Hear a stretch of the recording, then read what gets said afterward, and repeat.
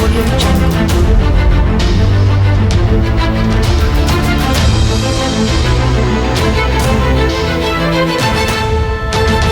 Audio Jungle.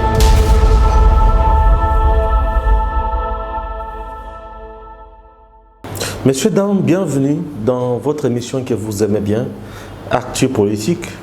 Nous sommes à Kinshasa, capitale de la République démocratique du Congo. Votre bien-aimé, votre humble serviteur. Vous le savez très bien que Tomesana toujours copé sa bien information d'Enge Longobani. Merci Nabaïban Soubazali Kobenga. Merci Nabaïban Soubazali Kokomelabiso. Merci Penaba Oyo Bazali ko s'abonner na Congo Live. Ça nous fait énormément du bien. Nous vous rappelons que nous serons toujours là, ensemble avec vous, pour vous informer, vous former, vous divertir parfois.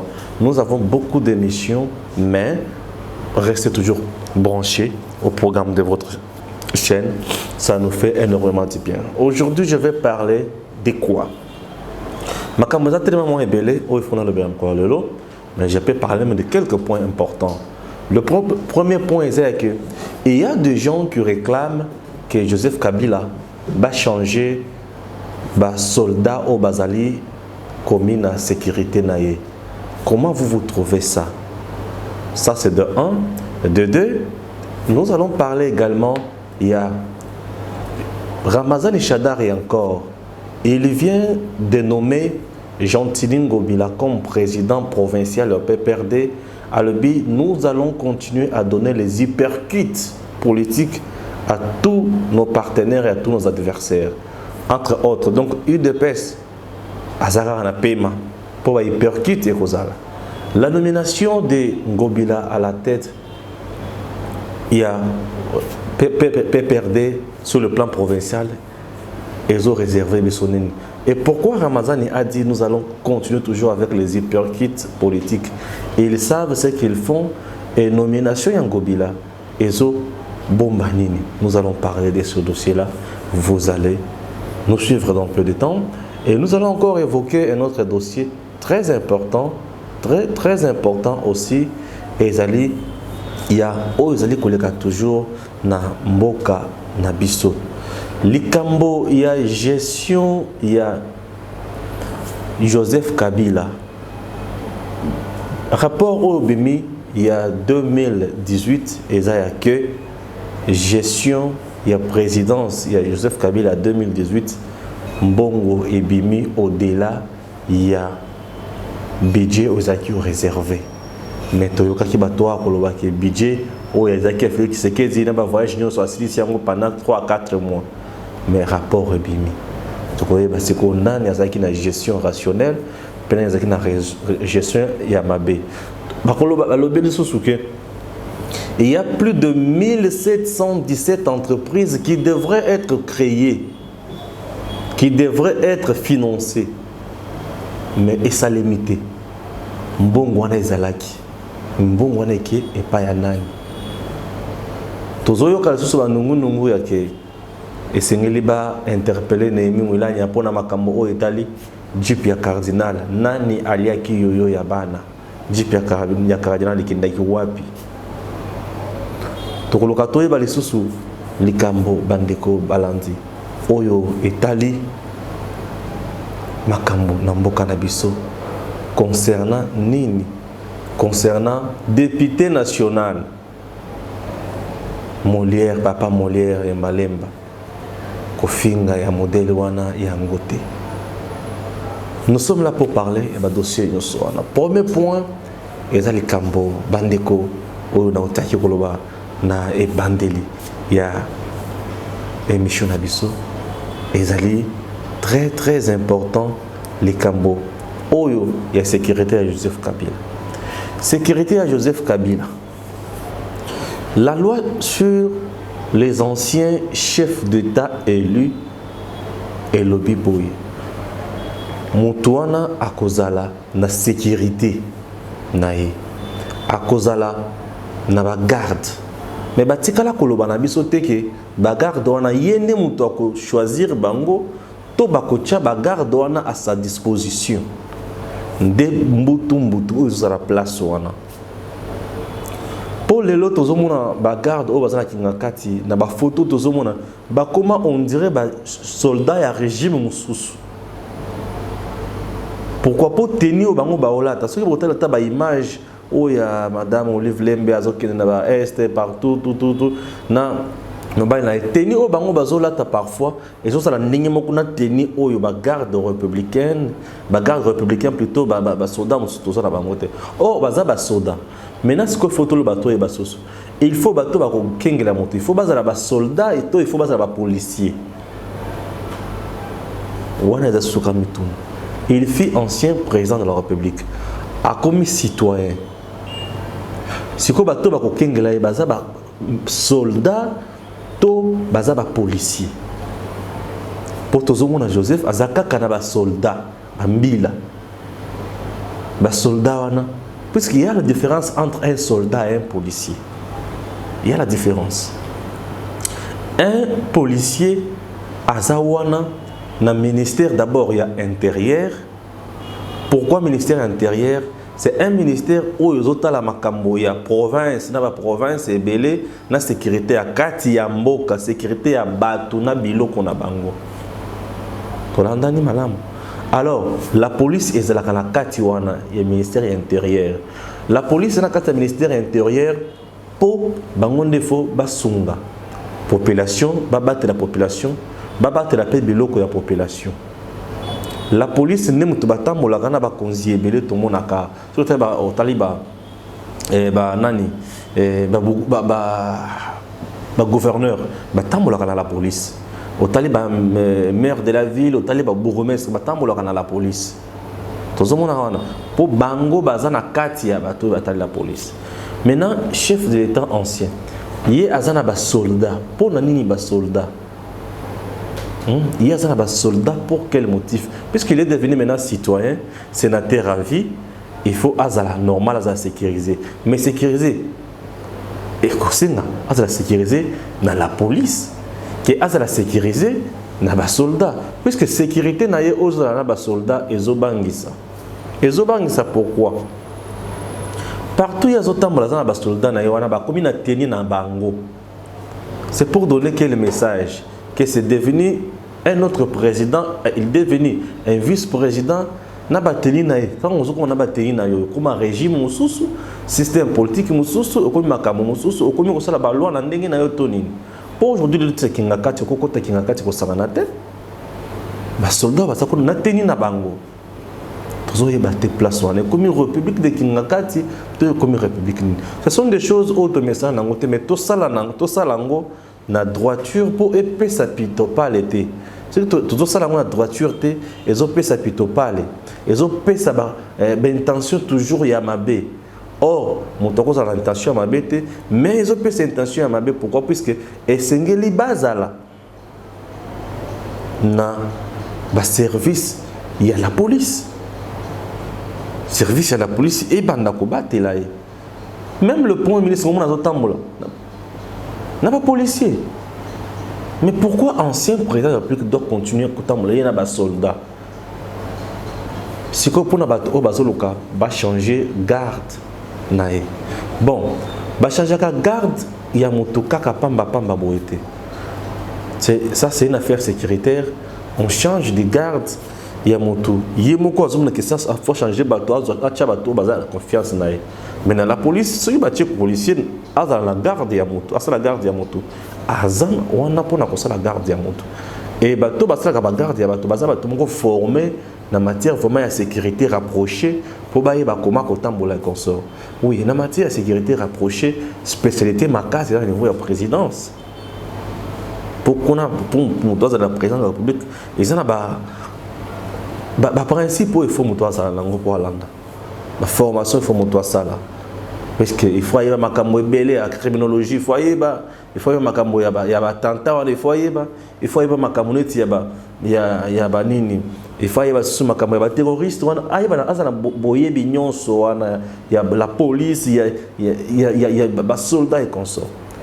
Maintenant un soldat azalaka pona ko bunda pona ekolo.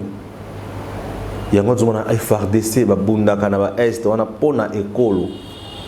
Dans le monde, pour l'école, pour les soldats, ils le président de la République. Pourquoi il y a des policiers et des soldats? Le président de la République est garant de la nation, du bon fonctionnement des institutions, et Azali Mokondi. Donc, il représente le pays, l'image. Et il défend le pays. Donc lui doit défendre le pays. Raison pour laquelle il est chef, il est le commandant suprême des forces armées. Le chef de l'État, le commandant suprême des forces armées. Mais ex-président de la République, il est le commandant suprême des forces armées. C'est quoi quand on a des soldats d'Engenin? Il faut pas que ça aille à la police. Donc, le Kouana est commis au bangi sama makamomiki. Et comme nous avec l'arrogance, des fois, dans le terrain, qui est grand prêtre, Joseph Kabila, c'est compliqué. Donc, tout ça dans l'état de droit. L'état de droit, c'est le respect des normes. Une république a des principes et a des lois. Et ces lois méritent d'être respectées pour la Makambo et Kendikiposo. Puisque lorsqu'on ne respecte pas les lois dans une république, ça ne devient plus la république, ça devient monarchie. Et la monarchie, c'est la loi de la jungle qui prime. Et lorsque la loi de la jungle fait rage comme ça, et la population va souffrir. Donc ça n'a pas. Sécurité ancien président de la République, et c'est l'Église à la Mabokoya. Les policiers, tous les Mabokoya, les soldats. Mais pour la commis citoyen, sénateur à vie, il faut avoir un droit à la sécurité. Mais il faut avoir la police.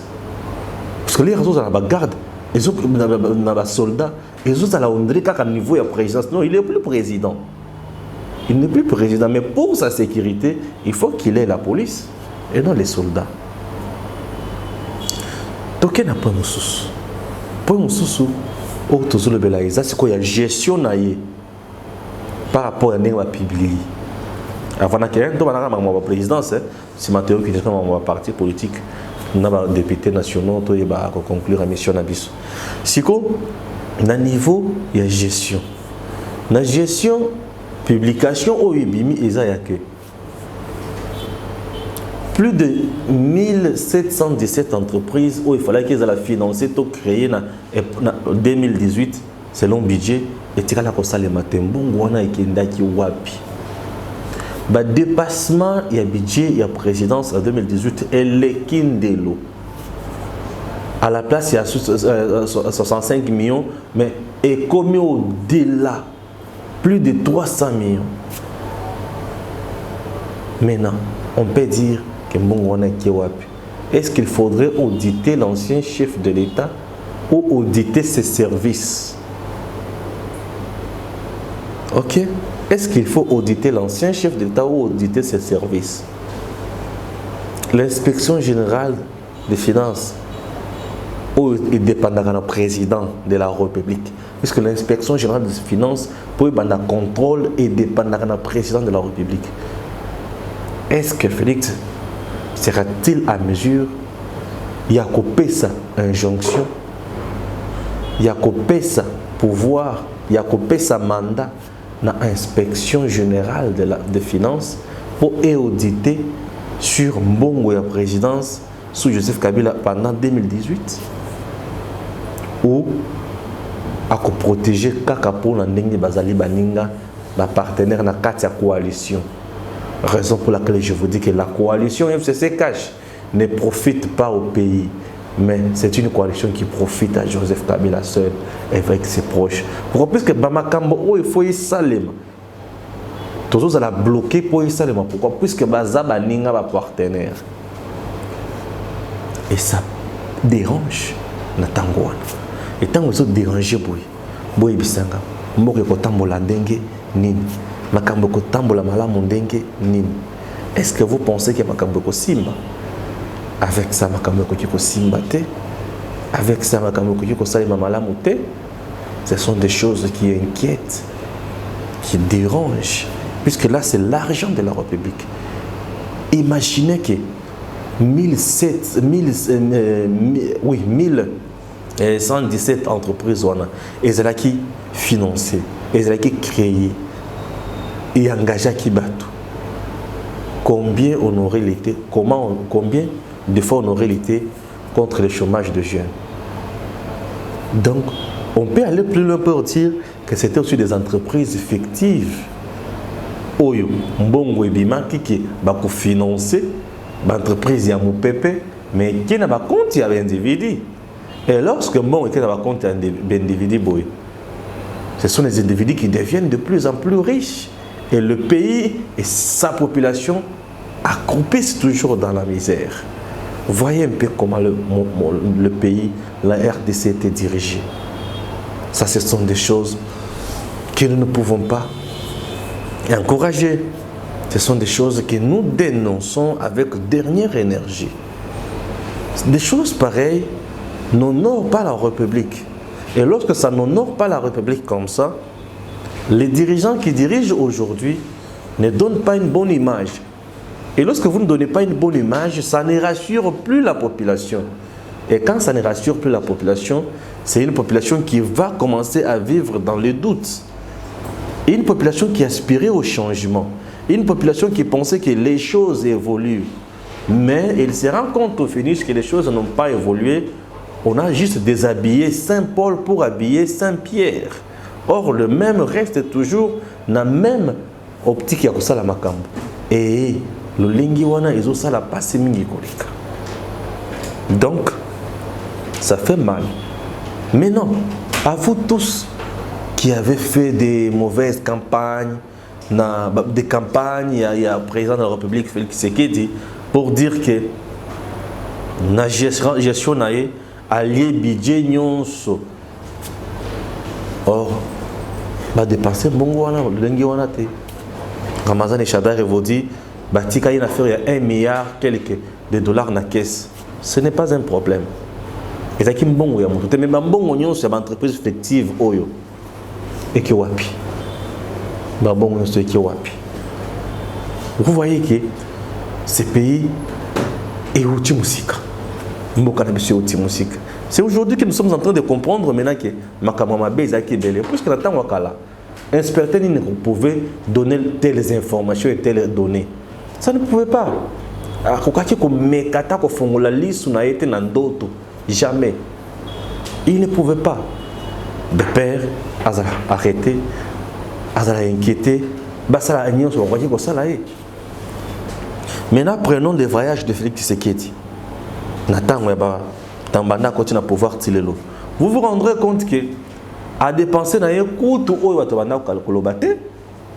puisque pendant ce temps à salir dans la Cambo, projet il y a 100 jours, on a vu des routes réfectionnées à Kinshasa, on a vu des hôpitaux, on a vu des écoles Msusu, puisqu'on a entre autres Mokengeli, Bakan Kokolokuna, là-bas c'est devenu un paradis terrestre.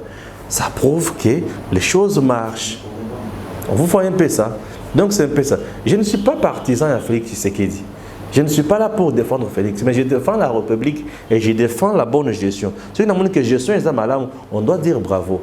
Si la gestion est malade, on doit dire bravo. Net gestion Yangobila, ils ont mabé. Na makamuneti ya vignette. Moi je suis allé payer la vignette. Bateau va lui dire qu'il y a un retard pour la vignette. Il faut pas foutre na amende pénalité. Vignette est là qui na $79. Mais on a payé la vignette aujourd'hui dans 96,99$, plus de 5 000 francs. Et pour la vignette, on a tout un problème. La banque est pleine. Tout le cas, il y a une vignette et il y a une vignette, na contrôle technique. Contrôle technique, il y a $80. Vignette avec pénalité de l'eau, c'est 96,99$. Oui.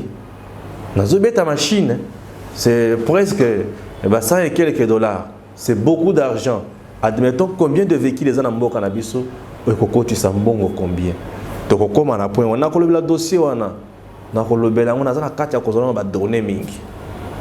donc lorsque la gestion est mauvaise, on ne peut pas l'encourager.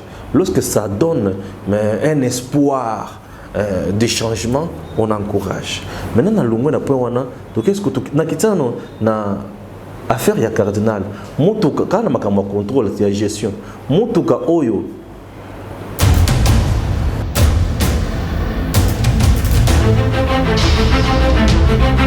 Audio Jungle.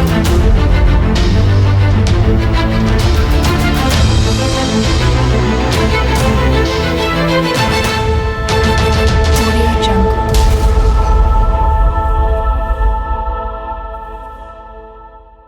Némi, directeur de cabinet du chef de l'État à l'époque, à Slovaquie, il faut passer la banquette na niveau il y a FCC, puis na niveau il y a battu sur mandat pour diriger pour na koyeba ki mutuka to jeep il y a carton qui n'a qui wapi. Non, c'est la comédie. Il y a comédie bossala. Vous étiez incapable à l'époque. Il y a koyeba ki mutuka wana ebima quitté et comme une destination T. Ah, ezali kaka bande moko ya bato moko bazaki wana pona kaka d'intérêt na bango. Tout un gouvernement, pourquoi que ça l'État congolais soni na niveau wana? Pona motema mabe, pona moyibi bato o FCC ba yokisa l'État congolais soni. Un gouvernement congolais yoka soni, liboso ya cardinal, liboso ya mutu, ya liboso ya un homme de Dieu. Bozo la kailoko en public. Et vous ne faites rien. Les lois, le lobby vérité, n'a mis sur la topé, n'a mis sur la nzambe, bon lobby que oh il faut tout ça la scope enquête. Parce que autant beaucoup zambongo, on a besoin de tout ça, on a beaucoup de pays ça y est. On les a sonnés. C'est pour vous dire que ceux qui nous acquis battent normal, bien nous acquis battent mon gros il faut acquis au bandar au kolobata na mboka na bisoté. Vous avez fait du mal à la RDC. Vous avez fait du mal au peuple congolais. Pour agenouiller la population. L'État congolais a été mis à genoux par ses propres fils. Comment koyo ki samboka soni tina niveau? Aujourd'hui, tant qu'on a des enquête ni oyo bato ya FCC basi ba banda pe basi si ba pesi résultat. Enquête ni na mboka na biso. Ba force commune na maloko bosala ka enquête lelo bo pesa résultat. Makambo yumbi enquête bo pesa résultat. Makambo ya kamwana sapuna kasai bo pesa résultat. Makambo liwa ya boteti ya chebe ya bo pesa résultat nini. C'est ça. Bino bozara toujours makase na koloba. L'enquête vient d'être ouverte, c'est bien, mais les résultats sont négatifs. Et vous ne faites absolument rien. Donc, vous avez intérêt à la malam pour comprendre que vous êtes là pour le bien. Chaque jour, je vous dis que je peux tourner 50 émissions dans un cas d'argument. C'est pour vous dire que le mal était trop profond. Dans le moins point, je prends le point, il y a Ramazani Shadari. Ramazani Shadari vient de nommer Gentini Ngobila comme président provincial et à PPRD Père Laki Batou que nous allons continuer avec les coups des hyperkits à l'adversaire Union son abysse. Ce qui n'a qu'à plus de nomination, il y a Gentini Ngobila comme président provincial et après perdre la ville province à Kinshasa. C'est pour étouffer l'huile de pêche dans l'œuf. C'est pour qu'on côté la marche na bango. Est-ce que c'est pour qu'on réprimer la marche toujours ensemble? Est-ce que c'est pour qu'on traquer les militants de pêche au banda kosala la revendication ou but des animes? Puisque lorsqu'il dit que nous continuerons toujours avec nos hyperkits. Donc, comme il forme ce hyperkit, alors on va préparer un bien pour la bêta. C'est pour réprimer les militants d'autres partis. Puisque nous avons vu sur la Kinshasa, parti autour qui essaie à tout moment de manifestation des UDPS. Maintenant, tango, azolaka, hyperkit politique. Pour bêta banane. Est-ce que ceux qui sont là hypercute politique, ils ont perdu? Est-ce que ça va FCC? Vous n'avez pas courage de faire. Mais comme politique, c'est un monde un peu bizarre. Bango bazoka kawana pour la koloba bango bazoka nitsa koloba pe pour basala o bazoba kanisa kosala et ezokamu isaka kabiso. Et tant que ezokamu isabiso des fois nous nous demandons mais nous sommes où là? On est où là? Et parfois ça frise, ça dérange. Il y a côté là bas tout va échouer mingi collègue. Mais bazola kabaninga musu ba hypercute politique. Hypercute politique. Non. Non. Vous n'avez pas des hypercutes à donner aux gens. Vous devez rester au contraire sur vos gardes pour vous évacuer. Comment vous en sortir? Et non que promettre des hypercutes politiques. Oh, ce qui va bêter carabino moko. Il y a batala que gérer au bino bojira. Bozamba la moko na mai. Makala on est kotonda. Makala kotonda. Makala kotonda. Tout ça c'est puisque nous avons un état de droit et à complaisance. C'est tout qui est un état de droit normal. Que les cours de tribunaux se saisissent dans le dossier dans le procureur général. Mais la prison sera inondée. Pas remplie, mais inondée. C'est compliqué. C'est très compliqué. Ce ne sont pas des choses que nous devons encourager. Nous dénonçons des pratiques pareilles. Il n'est pas temps de se donner des hypercutes politiques, mais il est temps de s'unir, de travailler d'abord. Il n'y a que la distraction qui soit présente dans Moutoua Chadari na Batonaye. Kaka distraction. Peut-être pas quelqu'un qui peut donner des leçons aux gens, mais kaka distraction. Hypercute politique, au parti milice, au circuit, c'est tout ça. Aujourd'hui, moi j'ai toujours dit que Chadari c'est un frustré. Pour ma payer cadeau à Nord, passe à Nord, à comme président de la République, ou comme président de la République, au choix. Na Martin fait la bataille, à bataille, au Kokate. Mais les Européens, ça monte hypercute politique, puisque tu as échoué à l'élection. Vous étiez un parti, plateforme, il y a Kabambi dans le cannabis, il y a mon collègue. Dites-nous. C'était quoi les résultats? Si ces gens étaient sérieux, ils devraient commencer d'abord par faire l'introspection. Kotala, nous avions échoué sur quelle base? Tout tomber pour Nanine. Qu'est-ce qui n'a pas marché? Mais je vous dis que vous devrez même mettre toutes les stratégies en place pour vous réussir. Et aussi battre puisque vous avez un bilan rouge, très noir. Comme on n'écrit jamais du rouge sur le rouge ou du noir sur le noir, c'est difficile. On écrit du blanc sur le noir pour que ça se voie.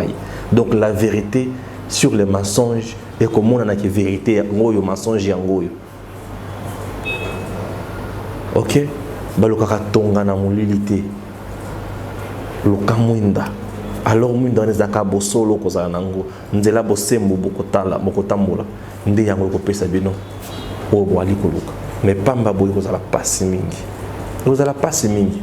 Puisque les gens ont dit que à ceux qui ont dit que le candidat naturel Joseph Kabila n'est pas sana kolobawana. Allez à qui candidat élection boy. À quoi ya kaka ceux qui beaucoup comprendre. À quoi ya kaka. C'est beaucoup comprendre. Donc c'est un peu ça. Ce n'est plus le temps de se quereller dans la bêtise, dans la futilité. Bopé ça une mission où c'est madame. Vous pouvez sa mission, vous allez mal à l'Argentine. Pour ceux qui ont dit que mais les Yumbi, c'est une humanité. Puisqu'il était gouverneur en Angam, il y a Bandoun. Alors, na côté à Maïndom, alors Yumbi, pourquoi? C'est puisque l'autorité provinciale qui était là était incapable de trouver des solutions à Batouana. Puisque ceux qui ont aux gouverneurs, aux services de renseignement, il y a malam. Qui batu ya tribité la bazo soana bazo yo kanate ba service na singlé pesa information et tant ba service ko pesa information pour éviter pire. Qu'est-ce que tu dois faire? Toi-même tu convoques ces gens-là au convoquer ba tête d'affiche na bango ba na bureau na yo au vandisi bango au tourne qu'est-ce qu'il s'agit, qu'est-ce qui se passe? Vous êtes en train de vous disputer quoi? Pour quel motif? Bozo et la peine ba ebisiul kamona bango. Mais il était incapable de trouver des solutions dans ma communauté. Quand il est dans la Kinshasa, il a retrouvé des solutions dans ma non, il s'y battait. Il ne sera pas à la hauteur, je vous dis. Pendant que je suis dans la Kinshasa, c'est toujours qui est gouverneur. Parce que rien ne change. Maman, c'est un mabé. Nous allons nous bon qui sont à Kinshasa. Au contraire, comme on interpellé Kaka. Batuna baveni na ba chef de quartier na bango kini no salaki salongo te lorsqu'on ne connaît pas ce qu'on fait, ou bien lorsqu'on ne connaît pas on se retrouve ailleurs. C'est ça. Ce que vous avez on se retrouve ailleurs. Félix l'a dit récemment. On a qualifié Yamabé, il a tangate, a habité, c'est un stagiaire, tout, oui. Mais aujourd'hui, après si tous les soins en gestion, tu vas comprendre que non, il faut gérer comme ça. Aujourd'hui, à la question, pour changer ou transformer les choses, il y a aussi un gros moyen, il y a aussi un bon ébélité, mais il y a aussi une question de leadership et management pour entreprendre pour décision et comme on a point qui toque. Ce sont des choses que nous devons imiter pour nous passer la malam. Makamboyou est incapable de faire. Et vous pensez qu'une telle personne va donner des uppercuts aux gens? Non. Il n'est pas temps. Il n'est pas temps. Il y a des uppercuts. Non. Il est temps de Tongamboka. Il est temps de créer Misala. Il est temps d'engager Bana Congo. Il est temps Congolais assiette naie et tombe dans la ville Kokolia. Il est temps d'hôpitaux et Tongama Malam. Il est temps Bandela où ils allaient la responsabilité de la ville province de Kinshasa et Tongama. Mais ça là où ils allaient la responsabilité de la ville province de Kinshasa et Salema. Et Mboka et Kende Liboso. Capitale de la RDC, très sale. Capitale de la RDC est comparable même pas à Goma. Goma c'est la ville très propre à Mboka Nabiso. Parmi des villes propres, il y a Liboso c'est Goma. Goma les colobo yotala omona pida ke Goma ezana mai ya couleur ya poto. Ba là qu'on a besoin couleur à poto. Pour ma couleur à poto, bien bon la poto boyebi, ba couleur là ba couleur verte. Et ça mai mon côté, j'ai même l'image. Je peux même chercher bota la image wana. Il y a océan Atlantique et océan Pacifique. Vous vous rendrez compte que au mona mai oyo kitoko, mai oyo salité. C'est compliqué. Alors, je vous dis merci beaucoup. Que Dieu bénisse toujours le pays. Nous sommes là pour défendre notre pays, analyser les choses, dénoncer ce qui ne marche pas, proposer des solutions pour nous contre mon touté. Mais nous voulons bana Congo nyon soba sangana bazala le boke moko pour batonga école. Pour ceux qui tongi école tout en étant le boke moko côté et vous allez passer. Merci Nabino Bans, vous mettez toujours pour Melanga, Kobenga, ça me fait du bien. Si gestion Nabino Tozo Yamango toujours, pour Kobenga, Penza Bozo Benga.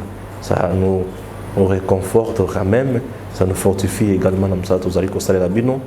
Merci beaucoup à l'équipe technique, Oyesuninga Mkololelo. Likambo ya Souka, Oyefuna Sisa Nangwezaya, Molière. Un député national, Babengié. Pour un dossier Oya Lobaki. Parce qu'il y a des députés nationaux en même temps journaliste. Nous avons une mission qui est en Congo. Oya Sala une mission. Alors, qui n'a dit que Lobaki, garde Franck Djongo, Beta Kapé Moto à l'époque. Les Bakanga Franck Djongo, oui, tu es Makamboana. Mais est-ce que Beta Kimoto? Et c'est que le Komoko monté avec le régime de Joseph Tozakindeganin, puisqu'on cherchait par tous les moyens pour arrêter Franck Djongo. Maintenant, je suis bengi na téléphone à tourner. Est-ce que Makamozulo Bana a preuve à Makamozulo Bawana? Si le bata que oui, j'ai des preuves et qu'on sort, normalement, c'est que vous en avez ça dans la Kisayo, il y a un bureau, on est responsable. Abani ko finga mama naïe, abani ko finga yaboye, abani ko yipse ki yako kangisaï.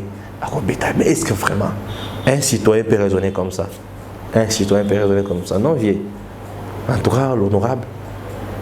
Dépravation à mer, c'est une infraction, il faut balander la dossier. Ce qui peut balander, il y a comme affaire politique. Le rôle il y a Bahati, il y a comment AFDC a allié côté à Bahati, mais tant qu'on a fait est-ce qu'un député national peut insulter les gens comme ça? Un honorable. Va un peu de choses qui se passent dans notre pays. Tout ça, qui n'a qu'à voter, oyo bi voter la mwanza yango tozo subir makambo nyonso eza passe. Que Dieu bénisse la République démocratique du Congo. Tokotani Balassi. À très bientôt.